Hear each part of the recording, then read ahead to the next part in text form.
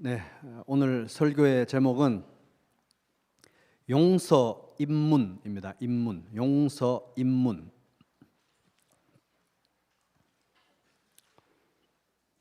영어로 하면은 Introduction to Forgiveness 이렇게 되겠습니다.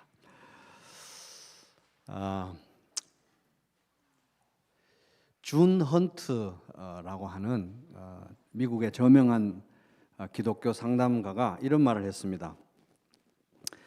용서하지 않는 마음을 품고 사는 것은 시멘트 한 포대를 늘 지고 다니는 것과 같다. 우리가 그런 무거운 짐을 지고 사는 것은 결코 하나님의 뜻이 아니다. 용서하지 않는 마음은 우리에게 무거운 짐이다. 그러나 예수님께서 말씀하셨다. 수고하고 무거운 짐진 자들아 다 내게로 오라. 내가 너희를 쉬게 하리라. 마태복음 11장 28절. 용서가 너무 중요해서 얼마나 중요한지 예수님은 우리들에게 매일 하나님 제가 그 사람을 용서하게 해주세요 라는 도움을 요청하는 기도를 매일 드리라고 예수님께서 우리에게 그렇게 기도를 가르쳐 주셨습니다. 우리가 우리에게 죄 지은 자를 사하여 준 것 같이 우리 죄를 사하여 주시옵고, 우리 주기도문의 내용이고 또 마태복음 6장 12절의 내용입니다. 이거는 내가 용서를 해야 용서를 받는다, 용서를 해야 구원받는다는 의미가 아니고, 왜냐하면 구원은 오직 은혜로 오직 믿음으로 받는 거니까요. 그런 취지가 아니고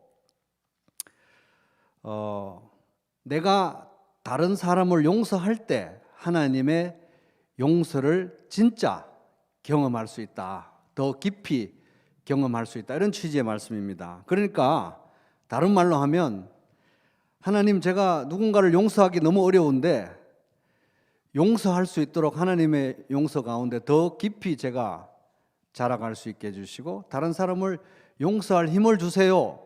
이걸 매일 기도하라는 그런 가르침인 것입니다. 그래서 매일 용서하게 해달라고 기도를 해야 되는데 용서가 굉장히 어렵죠. 용서의 역설은 뭐냐 하면 모두가 용서받기를 원하는데, 모두가 용서를 받기 원하고, 모두가 용서는 참 아름다운 미덕이다 이렇게 말을 하는데, 막상 내가 타인을 용서해야 될 상황이 되면 모두가 용서를 싫어한다는 겁니다. 그래서 C.S. 루이스 이분이 이제 순전한 기독교에서 이런 말을 했습니다. 누구나 용서란 훌륭한 일이라고 말합니다. 그러나 정작 용서가 필요한 상황이 되면 용서라는 말만 꺼내도 화가 나서 으르렁거리게 마련입니다. 순전한 기독교 182페이지. 용서의 용자도 듣기 싫어한다 이거예요. 내가 용서를 해야 되는 상황이면. 그래서 오늘 설교의 목적은 천리길도 한 걸음부터라는 말이 있듯이 이렇게 중요하지만 이렇게 어려운 용서를 이제 용서의 첫 걸음을 배우는 게 오늘 설교의 목적입니다. 그래서 설교 제목을 용서 입문 이렇게 제목을 정했습니다. 그래서 먼저 용서에 관한 인트로덕션이고 입문이니까 서론적인 내용들이니까 용서에 관한 기본적인 사항들부터 한번 정리해보고 그 후에 그 바탕으로 해서 용서에 관한 구체적인 적용점을 한번 도출해 보도록 하겠습니다. 자, 먼저 용서란 무엇인가? 용서가 뭐냐는 거예요. 우리가 우리에게 죄 지은 자를 사하여 준 것 같이 우리 죄를 사하여 주시옵고, 마태복음 6장 12절. 여기서 죄라고 번역된 헬라어 단어는 오페일레마라는 단어인데 이게 그냥 문자적으로 빚이라는 뜻입니다. 빚. 그래서 용서를 한다는 것은 빚을 탕감해 준다는 의미입니다. 예를 들어서 누가 나에게 욕을 했다면 그 사람은 나에게 사죄해야 될 그런 빚이 있는데 그 빚을 탕감해 주는 것이 용서다 하는 것입니다. 그러면 이제 우리는 왜 용서해야 되느냐? 왜 우리는 용서해야 되느냐? 여러 가지 이유가 있겠지만 가장 이제 중요한 것부터 몇 가지 정리해 보겠습니다. 왜 용서해야 되느냐? 첫째, 하나님께서 우리를 용서하셨기 때문에 용서해야 됩니다. 서로 친절히 대하며 불쌍히 여기며 하나님께서 그리스도 안에서 여러분을 용서하신 것과 같이 서로 용서하십시오. 에베소서 4장 32절 말씀. 그러니까 하나님께서 용서하셨기 때문에 그 용서를 받은 사람들이 용서하는 것은 당연하다. 당위가 하나님의 용서에서부터 온다는 거죠.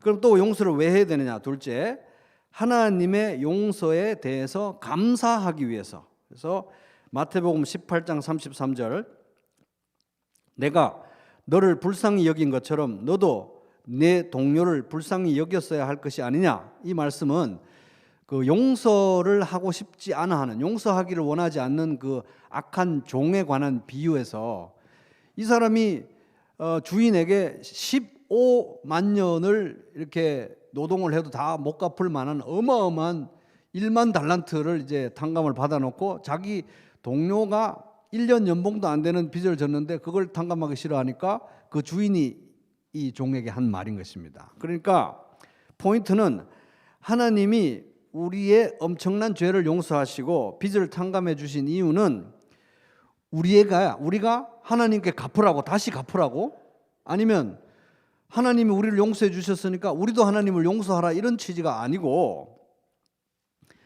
우리가 하나님에게 용서를 받았으니 우리도 다른 사람을 용서함으로써 하나님이 우리를 용서해 주신 것에 대해서 감사를 그런 식으로 표현해라 하는 취지인 것입니다. 자, 또 용서해야 되는 이유 세 번째, 하나님의 용서를 알아가기 위해서. 그래서 우리가 우리에게 죄 지은 자를 사하여 준 것 같이 우리 죄를 사하여 주시옵고, 이 주기도문의 내용은 용서해야 용서받는다, 용서해 용서받는다는 조건이 아니라 타인을 용서하지 않으면은 하나님의 용서를 이해할 수 없다 하는 것입니다. 그러니까 타인을 용서하는 만큼 나도 하나님의 용서를 더 깊이 경험하게 되어 있다 하는 것입니다. 하나님의 용서 없이는 내가 하루도 살 수가 없는데, 그리고 나는 매일매일 하나님의 용서를 더 깊이 알아가야 되는 사람인데, 그렇기 때문에 나도 타인을 용서함으로써 하나님의 용서를 구체적으로 경험해야 된다 하는 것입니다. 넷째, 왜 우리가 용서해야 되느냐? 진정한 자유를 누리기 위해서. 사실 저도 이렇게 준비하면서 이 부분이 저는 개인적으로 제일 마음에 와닿습니다. 진리를 알지니 진리가 너희를 자유하게 하리라. 요한복음 8장 32절. 용서는 하나님의 뜻입니다. 하나님의 뜻은 진리죠. 진리가 우리를 자유케 합니다. 그러니까 타인을 용서하지 않으면 하나님께서 주시는 진정한 자유를 누릴 수가 없다. 용서하지 않으면 마음이 분노와 그리고 미움과 혐오와 또 과거에 얽매일 수밖에 없기 때문에 나는 하나님께서 주신 자유를 누릴 수가 없다 하는 것입니다. 그리고 내가 용서하기를 거부하는, 내가 용서하고 싶지 않은, 내가 미워하고 내가 저주하고 내가 혐오하고 내가 분해하는 그 사람이 보이는 태도와 말과 행동에 따라서 내가 엄청나게 영향을 받는다는 것입니다. 고로 내가 누군가를 용서하기를 거부하면 사실 그가 나를 지배하는 결과를 가져온다는 것입니다. 그래서 진정한 자유를 누리고자 한다면 용서해야 한다 하는 것입니다. 다섯째, 그럼 왜 용서해야 되느냐? 성령의 열매를 경험하기 위해서. 그러나 성령의 열매는 사랑과 기쁨과 화평과 오래 참음과 친절과 선함과 신실함과, 갈라디아서 5장 22절. 용서하지 않으면 마음이 이제 분노와 증오와 이 분하면 또 화가 나면 두려워요. 그런 것들로 우리 마음이 자유로울 수가 없는데 결국 사랑과 화평과 기쁨 등의 성령의 열매를 맺기에 걸림돌이 될 수밖에 없다는 것입니다. 그래서 용서하지 않는 것은 참 별거 아닌 것 같지만, 용서 안 해도 될 것 같지만 사실은 나를 해롭게 하는 것이고 내가 성령의 열매를 맺지 못하게 하는 걸림돌이 된다. 이렇게 용서해야 될 이유가 너무나 자명하고 분명함에도 불구하고 용서는 쉽다 안 쉽다?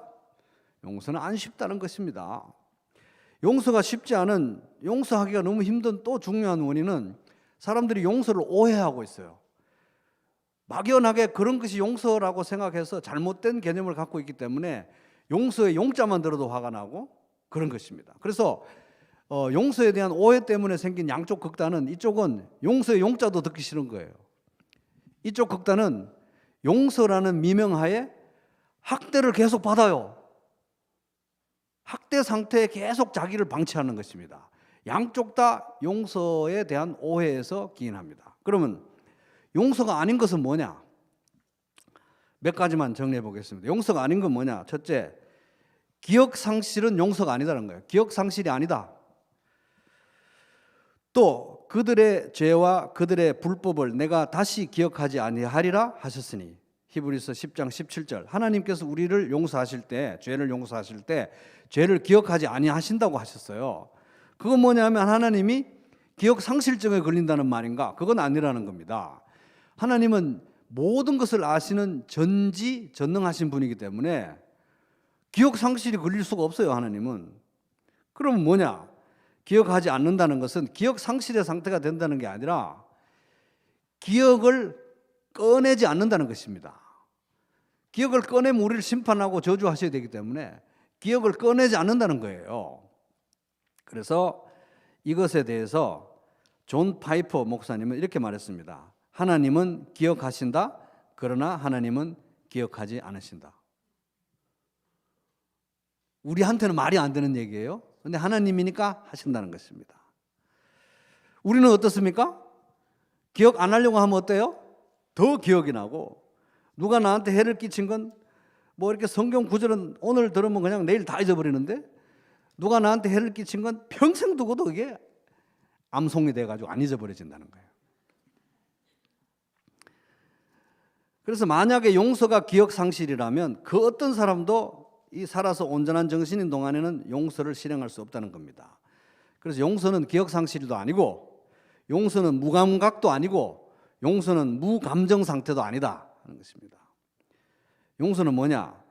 과거의 기억에 영향받지 않기로 의지적으로 결정하는 것입니다.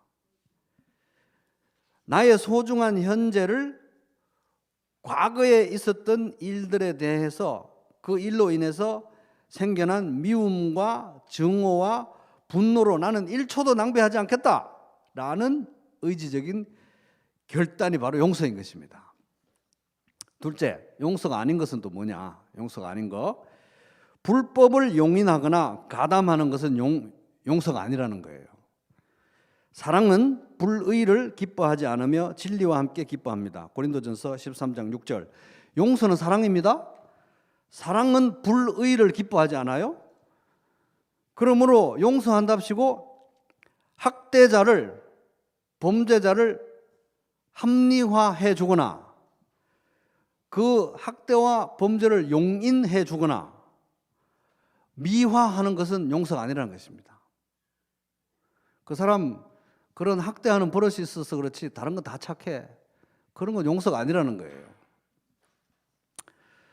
두려움의 노예가 되어서 학대자에게 순응하는 것도 용서가 아니라는 겁니다. 자, 용서가 아닌 것 셋째, 자기를 보호하지 않는 것은 용서가 아니다. 바울은 복음 때문에 붙잡혀서 채찍질을 당하게 되었습니다. 그때 자기 자신이 나는 로마 시민이라는 것을 적극적으로 어필하면서, 밝히면서 스스로를 보호했습니다. 가능한 모든 수단을 동원했습니다.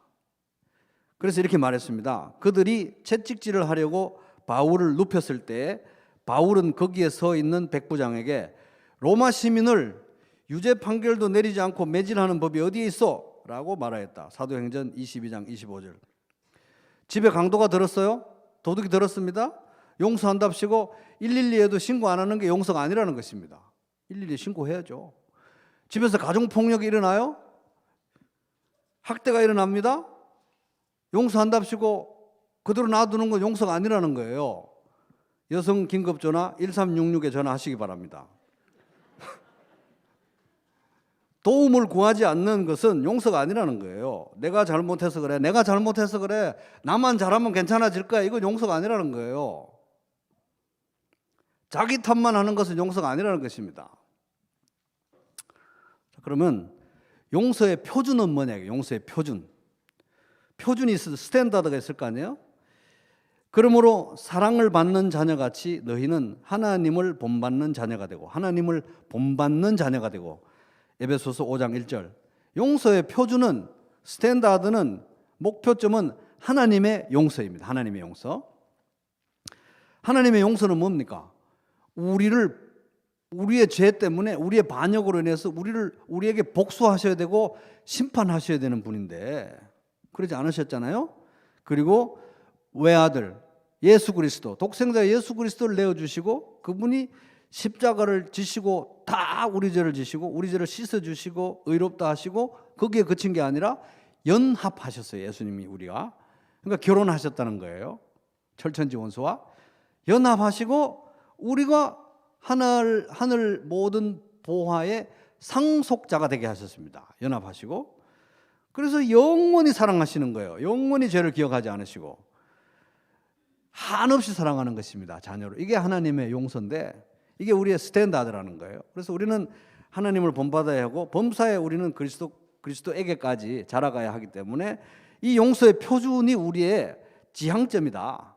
스탠다드다 하는 것입니다. 근데 그게 말이 그렇지 쉽냐는 겁니다.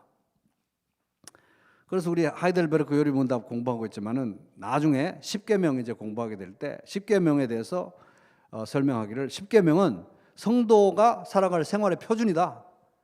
근데 이 세상에서 10계명을 완벽하게 지킬 수 있는 사람은 아무도 없다. 그러므로 이 세상에서 우리가 10계명과 또 말씀과 이런 것을 순종한다고 할 때 순종은 겨우 첫 발을 내딛는 것밖에 안 된다. 그러니까 우리도 용서의 표준이 거기니까 난 그렇게 못해 이게 아니라 천리길도 한 걸음부터 첫 걸음을 내딛어야 되고 용서를 시작해야 되고 용서 입문해야 된다는 것이 용서에 입문해야 된다는 거예요. 입문. 그럼 이제 용서의 첫 걸음 어떻게 하느냐 하는 거예요. 용서의 첫 걸음 어떻게 해야 되느냐, 입문 어떻게 해야 될 것이냐. 자, 첫째 따라해 보겠습니다. 마음을 토해낸다. 시작. 마음을 토해내야 돼요. 체한 거는 토해내야 된다는 겁니다. 하나님만이 우리의 피난처이시니 백성아 언제든지 그만을 의지하고 그에게 너희의 속마음을 털어놓아라. 시편 62편 8절. 마음을 토해내야 된다는 거예요. 나는 안전 속도를 지키고 정말 최선을 다해서 운전을 하는데 왜 내가 그렇게 뭔 잘못을 했다고 그렇게 끼어들어가지고 막 죽일 듯이 들어오고 막 이러잖아요. 그때 용서의 첫 단계가 뭐냐? 속마음을 털어놓는 것입니다. 속마음을. 정말 힘듭니다. 하나님. 운전하기 너무 힘듭니다. 저런 삐리리 때문에 정말 운전하기가 너무 힘듭니다. 정말 밉습니다. 하나님께 얘기를 하는 거예요. 그죠? 정말 밉습니다. 혼내주고 싶습니다. 혼내주세요. 하나님. 실제로 다윗도 그렇게 기도했습니다. 들어보세요. 여호와여 일어나소서, 내 하나님이여 나를 건지소서. 주께서 내 모든 원수들의 턱을 치시고 악인들의 이를 부숴주소서. 시편 3편 7절. 그들의 이빨이 그냥 다 옥수수가 되게 해주세요. 이렇게 기도했는데 정말 그런 마음이 들면 솔직하게 얘기해야 된다는 것입니다. 하나님 앞에. 아닌 것처럼 저는 성도기 때문에 그런 마음 전혀 안 들고요. 전혀 안 밉습니다. 가증스러운 것입니다. 솔직하게 하나님 앞에 토해내야 되는 거예요. 하나님 앞에. 그리고 나서 주기도문으로 기도해야 되는 겁니다. 우리가 우리에게 죄 지은 자를 사하여 준 것 같이 우리 죄를 사하여 주시옵고 내가 받은 용서를 기억하고 얼마나 큰 용서를 받았는지 하나님 저도 용서하게 해 주십시오. 용서하게 하여 주시옵소서 매일 기도하시기 바랍니다. 자, 둘째. 그러면 용서의 첫 걸음 어떻게 시작할 건가? 둘째 따라 볼게요. 복수하지 않는다. 시작. 사랑하는 여러분은 스스로 원수를 갚지 말고 그 일은 하나님의 진노하심에 맡기십시오. 성경에도 기록하기를 원수 갚는 것은 내가 할 일이니 내가 갚겠다고 주님께서 말씀하신다 하셨습니다. 로마서 12장 19절. 원수 갚는 것, 심판하는 것 하나님의 일이라는 겁니다. 복수하는 것은 내가 하나님 자리에 앉는 거예요. 그래서 복수하지 않는 것이 용서의 가장 기본 ABC 중에 이 두 번째 스텝이라는 것입니다. 그래서 그 끼어든 사람이 그렇게 끼어들었다고 오늘 이제 예배 마치고 집에 갈 때 누가 끼어든다 이거예요. 예배 말씀 오늘 용서에 대해서 들었는데 꽉 끼어들었으니까 갑자기 이 말씀 다 잊어버리고 앞으로 다시 내가 가서 막 끼어들고 막 이래가지고 이런 걸 하지 않는다는 것입니다.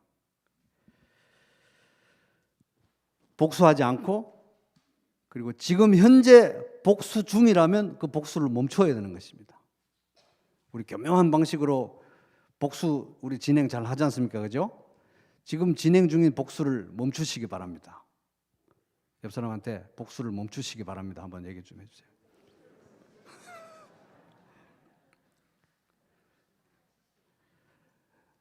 그리고 이 사태를 하나님의 관점에서 생각하고 하나님께 원수 갚는 것을 맡겨드려야 합니다. 당신들이 나를 이곳에 팔았다고 해서 근심하지 마소서, 한탄하지 마소서. 하나님이 생명을 구원하시려고 나를 당신들보다 먼저 보내셨나이다. 창세기 45장 5절.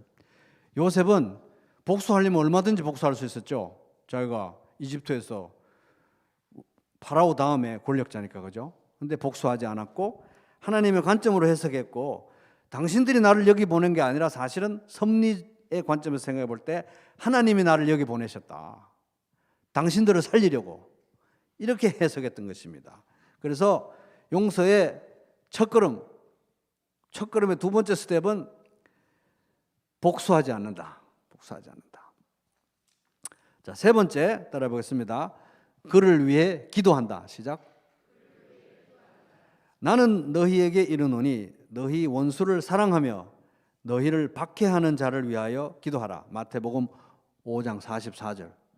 원수를 사랑하는 것이 우리 용서의 표준인데, 하나님처럼 사랑하는 것이 표준인데, 그게 너무 어려우니까 첫 단계가 뭐라고요? 그를 위해서 기도하는 것입니다. 아까는 마음을 토해낼 때 용서 안 되니까 용서해 주세요. 용서하게 해 주세요. 용서 자체에 대해서 기도했는데, 지금은 이제 세 번째 스텝이니까 그 사람을 위해서 기도한다는 것입니다.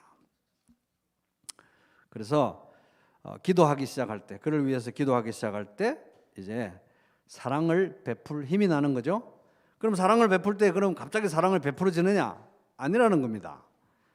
사랑을 베풀 때 첫걸음은 또 뭐냐 하면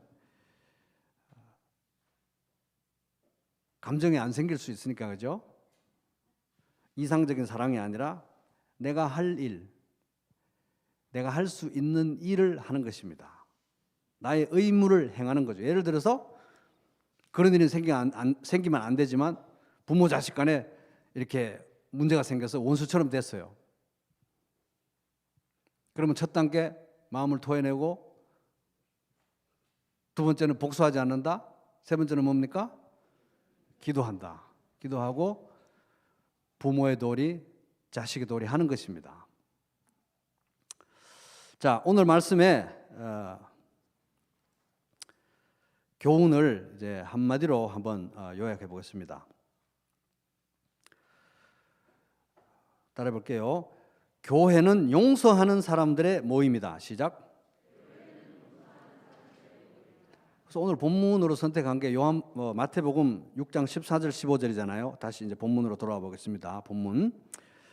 자, 천천히 저하고 목소리를 맞춰서 같이 14, 15절 읽어볼게요. 시작. 너희가 사람의 잘못을 용서하면 너희 하늘 아버지께서도 너희 잘못을 용서하시려니와 너희가 사람의 잘못을 용서하지 아니하면 너희 아버지께서도 너희 잘못을 용서하지 아니하시리라. 용서 안 하면 용서 안 해줘. 용서 안 하면 구원 안 해줘. 이런 뜻이 아니라 다른 사람을 용서할 때야 하나님의 용서를 더 깊이 경험할 수 있다. 이런 취지라는 거잖아요. 그죠? 이제 언제든지 성경을 볼 때는 제일 중요한 게, 성경을 보고 해석할 때 제일 중요한 게 문맥입니다. 문맥. 따라 볼게요. 문맥이 성경 해석에서 제일 중요해요. 그냥 딱 잘라내서 아무거나 마음대로 해석하면 되는 게 아니라 문맥이 제일 중요한 겁니다. 근데 문맥을 봐야 돼요. 오늘 본문 마태복음 6장 14, 15절 문맥을 살피면 그 앞에 무슨 내용이 나옵니까? 큰 소리로 얘기해 보세요. 뭐가 나오죠? 주기도문이 나와요. 주기도문에는 6가지 간구가 있습니다. 이름이 거룩히 여김을 받으시고, 첫 번째. 두 번째 뭡니까? 나라가 임하시고. 세 번째, 뜻이 이루어지고. 네 번째 뭡니까? 일용할 양식을 주시옵고. 다섯 번째 뭐죠? 용서하게 하여 주시옵소서. 여섯 번째, 시험에 들게 하지 마시옵소서. 이 6가지인데 그 바로 다음에 14절이 나오는 거예요. 그런데 우리말에는 안 나와 있지만 헬라어 원문에는 왜냐하면이 들어가요. 왜냐하면. 왜냐하면 주기도문을 다 가르쳐 주시고 왜냐하면 이 내용이 나오는 거예요. 용서를 해야 용서를 깊이 경험한다. 그런데 이 왜냐하면이 들어간 게 너무 쇼킹하다는 겁니다. 왜냐, 뭐에 대한 왜냐하면이라는 거예요. 2가지 견해가 있습니다. 하나는 5번째 간구, 용서하게 하여 주시옵소서 이렇게 기도해라. 왜냐하면. 또 어떤 사람들은 주기도문 전체를 받는 말이다. 이렇게 주기도문 전체로 기도해라. 왜냐하면. 2개 다 맞는 것 같아요. 그래서 첫 번째, 5번째 간구에 대한 왜냐하면이라고 보면 마틴 루터는 이렇게 말했습니다. 이분이 이런 견해인데, 이 내용이 추가된 것은 너무나 놀랍다. 그런데 너무나 소중하다. 6가지 간구 중에서 용서하게 하여 주시옵소서만 유독 왜냐하면 이래가 2가지 추가 설명과 추가적인 명령이 주어진 거예요. 왜 그렇게 했어요? 이게 제일 중요하기 때문에 그런 것입니다.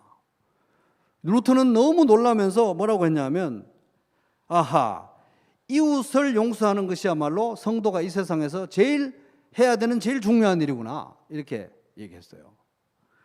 그리고 저명한 신약학자 렌스키라는 분이 이렇게 얘기했습니다. 들어보세요.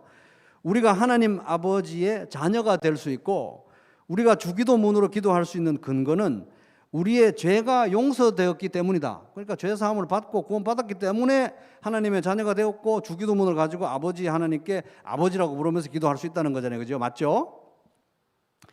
우리의 죄를 용서받지 못했다면 우리는 거룩한 교회의 지체가 아니며 우리의 기도는 무의미하다.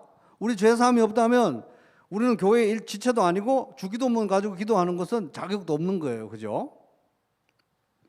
그러면서 마지막에 뭐라 그러냐면, 우리가 용서받은 하나님의 자녀라는 가장 선명한 표지는 바로 우리가 다른 사람들을 용서하는 것이다. 그래서 이 세상에 우리가 복음을 전할 때 이 세상의 성도가 드러내야 될 것이 이제 복음이잖아요. 복음을 전하면서 나 용서받았습니다. 죄사함 받았습니다. 나 같은 죄인을 하나님이 구원해 주셨습니다. 이렇게만 전하면 반쪽이라는 거예요. 반쪽. 복음의 내용 굉장히 중요해요.